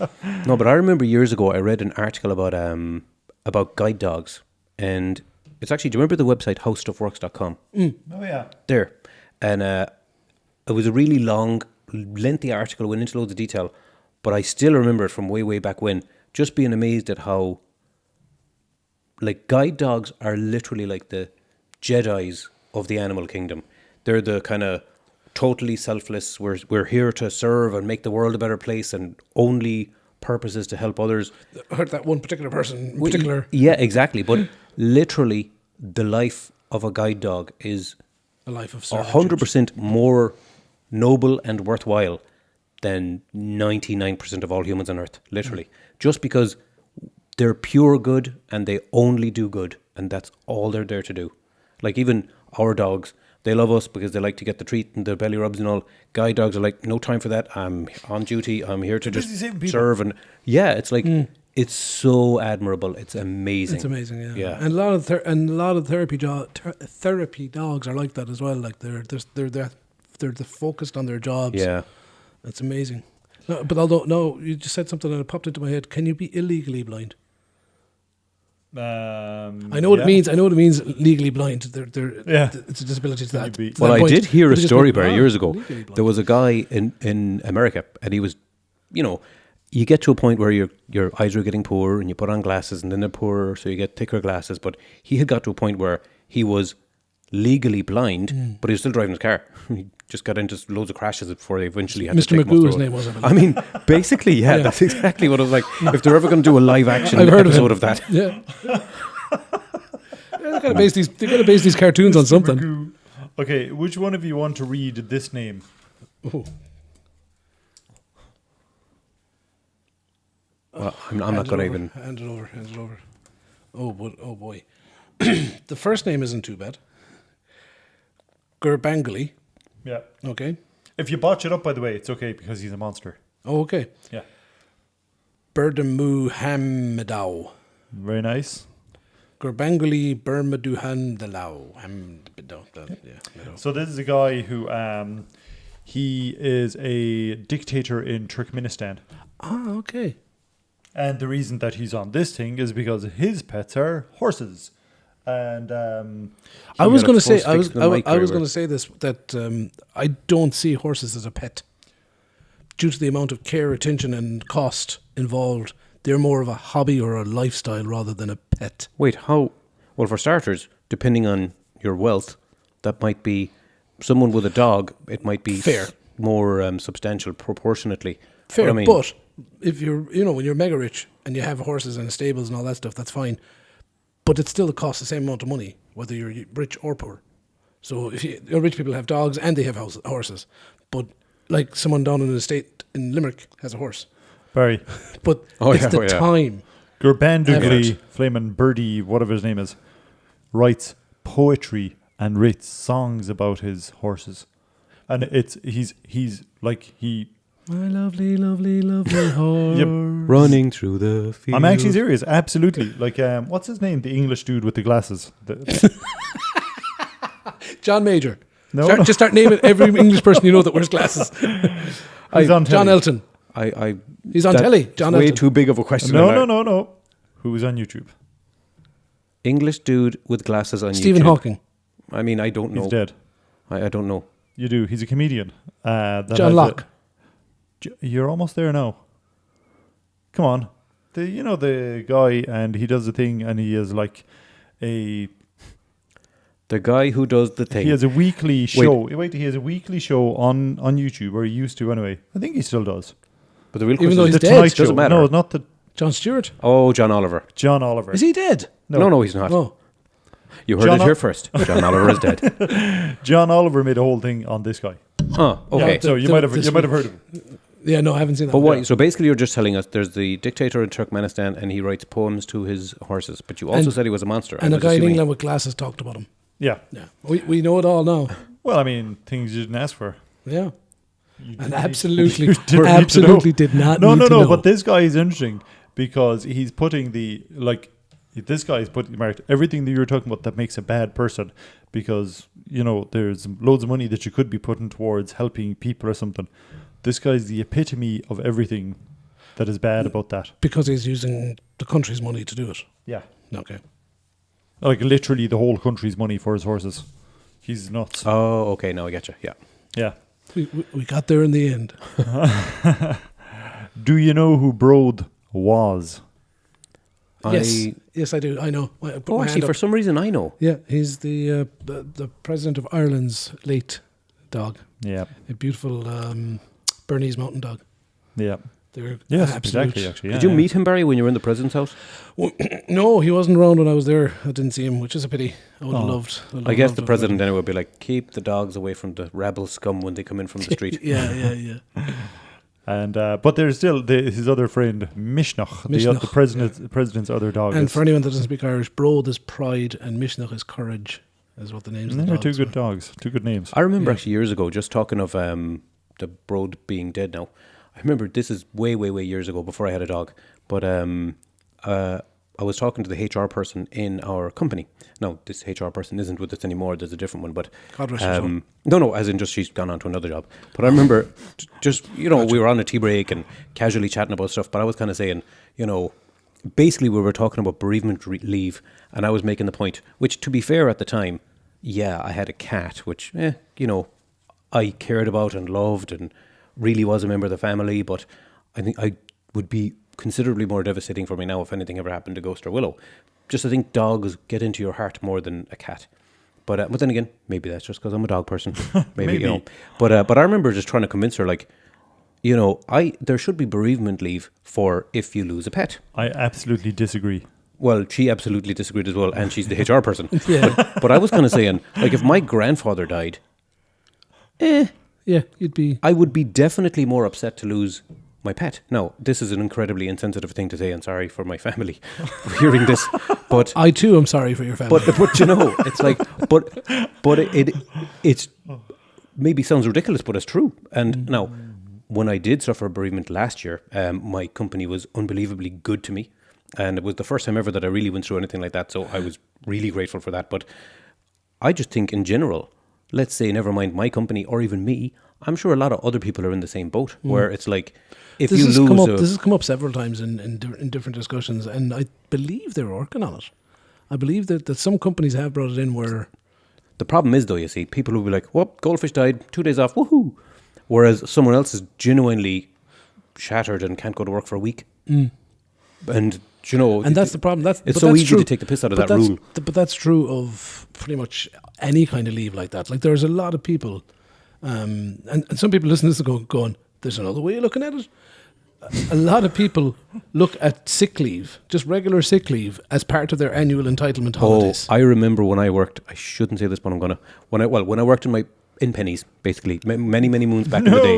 It's a department store selling clothes. Why are you afraid of saying this? That was like 30 I still know years people, ago. well, I know them, I've randomly bumped into them in the street, but I know at the time when I started, and it was like my first real job, 30 years ago or whatever. Fresh out of college. And no, actually this was before college, but oh yeah, it was. They were absolutely like, here are your entitlements, you get the certain amount of hours off, and you got a certain amount of hours a week, and you get 20 days holidays and 10 days paid sick leave. So that's 30 days off. And I was like, huh?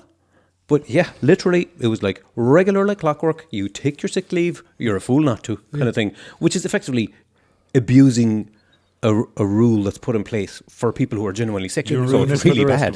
But yeah, so I can definitely see if there was any sort of bereavement leave for a pet. It would be written in as... It would be totally abused. Well, it's not even abused. It'd just be written in as... And companies know it, okay, we're going to give pet bereavement, put it in as part of the package. But no, because nobody I know does the whole sick leave thing. That was only that company that ever I worked with that was like that. It's not, though. That's the thing. Most people see their sick leave, and they mightn't talk about it, but most people see their sick leave as part of their entitled annual leave. Most people, apparently, that's how they look at it. So yeah, it's interesting. Yeah, it's not the way I would look at it. I see it as something that's there for when you're sick. Yeah, because it's kind of really bad if you take a day's sick leave when you kind of aren't sick. My worry would be kind of abusing it for someone who really gets sick. But also, my worry would be like, I'm going to take my 10 days sick leave now, and then 6 months later, I'm really actually sick. Yeah, and I have no sick leave left. Do you know? You're like, oh, can I give those back? Yeah, no, it's crazy. Are you both obviously know who Laika is? Yes. Is he the monkey that went to space? No, he's the dog that went to space. Oh yeah, Guardians of the Galaxy 3. I just watched it. Oh yeah, God. Spoiler alert. Of course. I didn't know he was in it. I haven't seen it. Well, did you see the Guardians Christmas special? No. Okay, well, two things. Firstly, the Guardians Christmas special is from 6 months ago or whatever. Yeah. So Laika was it wasn't actually introduced there, but put in place as a character more prominently there. I know he was in the first one. Yes, but he appears as a character more prominently. He featured in the background in the collector's place. But anyway, spoiler alerts. I know this isn't, well, for starters, it's a spoiler alert from the warning The warning you gave. Rewind back a minute now. No, but the one thing about Laika in the first Guardians of the Galaxy, if you're the kind of eagle-eyed person who's going to spot him in the background of that scene, you've already seen Guardians of the Galaxy. you know, it's the kind of 99% of people are going to watch the movie and won't have noticed Laika in the background. Anyway, that's neither here nor there. But as a total aside, although Laika is a dog, so it's kind of a pet-related thing, if anyone is going to watch Guardians of the Galaxy 3, and if you haven't watched it yet, watch the holiday special before you go. Really, okay. Because it came out at Christmas. It's on Disney Plus. Yeah. And it's not essential viewing or anything, but it's kind of got a few things in it that you're like, otherwise, because I went into the movie and I hadn't watched it and I was like, oh, they're there now. And, that's all there now. Okay. Yeah. You just accept it. It's fine. But if you watch Guardians of the Galaxy, it gives a little bit more story filler before the movie. That's definitely a things you didn't ask for. Yeah, yes. Sure. Barry, can you read out that piece about Laika? No. Oh, okay, I'll read It's it. bloody depressing. You read it. No, it isn't depressing. It's super depressing. Okay, let's see if this is depressing. Like and subscribe. Yeah. Comment if you think this is depressing. Now. Yes. Laika, born circa 1953. Sorry, this is why I said you should read it. But you don't need to read all the circa fine print. 1954 and died 3rd November 57. The poor thing was 3. Yeah. Was a Soviet space dog who was one of the first animals in space and the first to orbit the Earth. A stray mongrel from the streets of Moscow, she flew aboard the Sputnik 2 spacecraft, launched into low orbit on 3rd of November 1957. As the technology to deorbit, in other words, bring the ship back safely again, this hadn't been developed yet. Laika's survival was never expected. She died of overheating hours into the flight as the craft kind of orbited Earth for the first time. She was 5 kilograms, 11 pounds weight, mongrel female. Yeah. Laika. Like I said, it's fucking depressing. But she was a hero. Dan. Was she? She was plucked off the streets, thrown in the thing and fried. Yeah, but like a hero. Okay, all right. Here's one for you. Go on. There was another survey done a while back, and it found that owners tend to have, and this is going to be a shock, right? Just brace yourselves now, put on the safety belts. Brace yourselves for this. Mm-hmm. It found that owners tend to have a closer relationship with their dogs than with their cats. Felines are more likely to be perceived as a companion, whereas dogs are more likely to be counted as a best friend. That's because dogs are actual friends and cats are like, feed me. But that's it. Feed me. Yeah. Pet me 4.5 times. Oh, precisely. God help you. Yeah. That was 4 3/4. Say goodbye to the skin on your hand. Yeah. Yeah. No. Yeah. So, I know. Shocking. Yeah. Shocking. Yeah. These surveys, sometimes the results are just mind-boggling, really.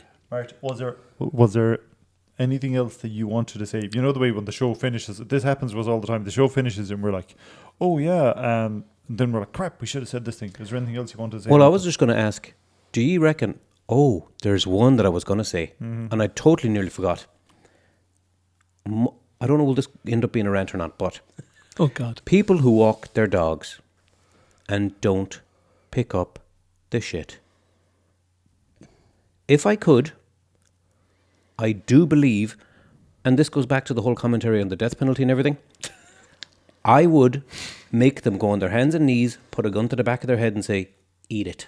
Eat it all. And if they didn't, execution on the spot, perfectly valid as far as But I'm then concerned. you'd have to put them in a bag. No.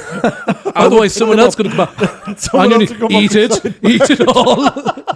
It's like That's a hell the of a lot human more. centipede of cleanup. Yeah. It becomes a whole thing. That's messy as hell. No, but I walk Ghost and Willow through the park, right? And the park that's just around the corner from where I live, it's a place where there's, paths and all, but there's also football pitches where kids play. I swear, every week, at least once a week, I'm just strolling through the middle of the pitch, and there's a big dog shit right in the middle of the pitch. The thing is, the dogs aren't even supposed to be on the pitches. They're not supposed to be on the pitches. I walk Ghost and Willow through it because they like to run around there, and I know that that's wrong, air quotes. But again, this is what makes me so mad, right? That park is Ghost and Willow's favourite place in the world, and it's my favourite place in the world now too. Because, yeah. And I know someday that someone's going to make up, some councillor or something is going to make a new rule. That's it. No dogs anywhere in that park. Get the hell out. Because some kid got sick. Yeah, and I don't blame them for saying that. You can't. And if I was a parent of a human child, and they come home covered in shit because they were playing on the football pitch, I would be writing to my counsellor saying, that's it, no more dogs there. I ban them. So literally, some asshole dog owners are ruining it for the rest of us. Yeah. And it's a definite thing where, like, I know that this technology doesn't exist yet, but it's a definite when DNA. Yeah, but I've already figured this out, right? Okay. They're again, it's just one of those things. Right now, this is a pure hypothetical, but we are so close to having this technology. You just simply, we were talking earlier about the gig economy where some jobs like Uber drivers and, you don't have to hire a person. You can just say, anyone at all, you can register to be I don't know what you call it. Shit kicker? Shit kicker, good name. And your job is, if you're walking through, just go to places where dogs regularly go. And if you see shit, you're going to have to do the same thing that if you ever get clamped, or if you ever get a parking ticket, because clamped you can't move your car, but if you get a parking ticket, they have to take a picture of your car before they ticket it to prove that the car was, parked illegally, etc. If a shit kicker, person who is in this job, they'll see a poop on the ground, they take a picture, then you pick it up, bring it home, put it into your DNA sampling kit, which in the relatively near future, this kind of tech is going to be pretty mass producible, cheap. So you can register to be one of these people, and you can have your 9 to 5 regular job as a dog walker. No, well, you see, there's a lot of loopholes, and there's a lot that's going to have to get around this. See, right now I can just give my dog to the dog walk. Every dog has to be registered. No, right now every dog has to be registered anyway, and they're kind of not. Yeah. But in this future that I'm talking about, they really have to be. And if you put your dog into the dog walkers, you have to register that you've done that. And when you pick them up again, you got to register that you bring them back. And there's a lot of frayed edges here. I'm not saying it's a perfect plan yet. But basically, you have these people going around on I'm going to say volunteer basis, but if you pick up a poop, bring it home, sample it, you go on the database, you find out who the dog owner is, they get a fine. And first offence, 50 quid. Second offence, 150 quid, whatever. 3 strikes. No, but I wouldn't actually introduce executions here. Much as it like, you're pulling back. You're dialing it back, man. I was just saying what I would love to do to these people, but in a serious, let's implement a rule, just fines. But after a certain amount of time, same as anything else, you literally get put in jail. Like if you don't pay your TV license, you get put in jail up in Mountjoy with real prisoners. Can you bring your dog with you? No, because you're in jail.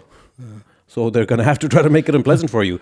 But I think that this there's nobody would be to pick up that dog's doable. poop. And the thing is, you don't even need to, it would cost nothing, because you don't need to hire a load of people who are going to be on pension plans and going to be taking sick days and all that kind of stuff. They're in the gig economy. They're in the gig economy. So people, and I guarantee you could let people, obviously whatever fine people pay, half goes to the person who goes around picking up shit. So you've got your regular 9 to 5, but on the weekend, you walk around and make a few £100 extra. Why not? While also making the world a better place and a cleaner place and punishing assholes. And a safer place as well. Yeah. Let's not forget how dangerous dog and cat poop is to humans. Definitely one of my bugbears. I would say with this one it's probably the last thing, I don't know, we're probably going to finish up soon in a few minutes. The Animal Health Welfare Act, which is AHWA, it came into being on in 2013, I believe. Yes, it did, in 2013. And the first person to be prosecuted under this act was... What even is the act? Sorry, I wasn't... The act is, for offences you could be fined up to £5,000 for, or imprisoned for up to... Can you kind of high level it for me? Or it's basically... the high level is, it's the cruelty to animals law we have. Cruelty to animals law, yeah. Okay. So the first person that was arrested for this, or prosecuted for this, is what's her name here? I have her name here somewhere. Do we really care about the name? Here. Are you trying to name and shame? Yeah, I was trying to name and shame. I'll name and shame the county instead. County Donegal woman was the first person to be successfully prosecuted under the Animal Health and Welfare Act, as she pleaded guilty to abandoning her dog with no food or water. Megan, the dog, was found abandoned in a Donegal home. And that dog was reported to the police, and then the police to a dog warden, and then the dog warden got the police because the dog warden can't go into the house, but the police was, and they went in, they found the dog, and there's a picture of the poor dog. There's poop all over the place in the kitchen. The dog obviously didn't want to be doing that, so that person was prosecuted in 2014. Nice. Well, it's amazing that there doesn't seem to be any regulation or law before that. There was, but they tightened it up. Yeah, there was. We've had anti-cruelty laws in this law. It's probably in there, but without being enforced. Yeah, it was enforced, but what it was is look at this. There's a lot more. There isn't the manpower. There's no manpower. Person power to flame. They have wardens. They have all this, and you can report them if you see someone abusing an animal. You can report them. And since 2013, it's been more stringent, better, more up-to-date punishments and bigger fines. They basically had it all for years, but they just never updated it. They updated it in 2013, but they've always had them. We've had anti-animal cruelty laws. We're an agrarian country, so there's been anti-cruelty to animal laws in this country since we've had a country. Actually, wasn't the SPCA, the Society of Prevention of Cruelty to Animals, started in Ireland? Started in Galway, I think. Really? It started in Galway, actually. I think so. Yeah, it was back in the time when we were part of the United Kingdom. There was a guy who was a member of Parliament. Whose name? Fibber McGee? No, it's not Fibber McGee. I mean, someone like that. Something like that. And then it became the RSPCA after Queen Victoria became a patron. Yeah. The Royal Society for Prevention of Cruelty to Animals. Yeah. So, guys, before we, I presume you're anything we said tonight can and possibly isn't true. Yeah, we should probably have that disclaimer for every episode. There's definitely stuff, but if you hear us say something, you're like, that's bullshit. Put it in the if you're watching on YouTube, put it in the comments, or even if you listen to it on Spotify, pop over to the YouTube version and pop the comment. We would appreciate that. Yeah, well, we appreciate it. No matter what you have to say, we want to hear it. And what else? We also now have put it on Castbox. Oh yeah. So that'll be up on the website if you go to thingsyouDidn'tAskFor.com. You can see it there on the website. There'll be links to it, as there are always links to all the shows and everything. And very, very soon, that sentence is redacted. The rest of it. So that's got us curious. It's got me and Art curious about that one. Like and subscribe. But when you do if everyone who listened to the show subscribed, we'd be kicking ass with subscribers. So that's absolutely fantastic. Awesome. Yeah. It'd be absolutely amazing if everyone subscribed. Everything helps. Subscriptions, bells, notification things. And that's it, I think, is it? Yeah, I'm happy with that. That's that topic. So I'll just maybe bring a reminder to everybody that next week, I know up until now we've been giving in 2 weeks' time. Yeah, we next episode I should say we have been in the last couple of times we've been giving people a choice of this topic or that topic, but we don't want to spoil you too much. So next episode is just going to be one topic, no choice. Armageddon. Nice. Indeed. Okay, guys, that's it. Boom.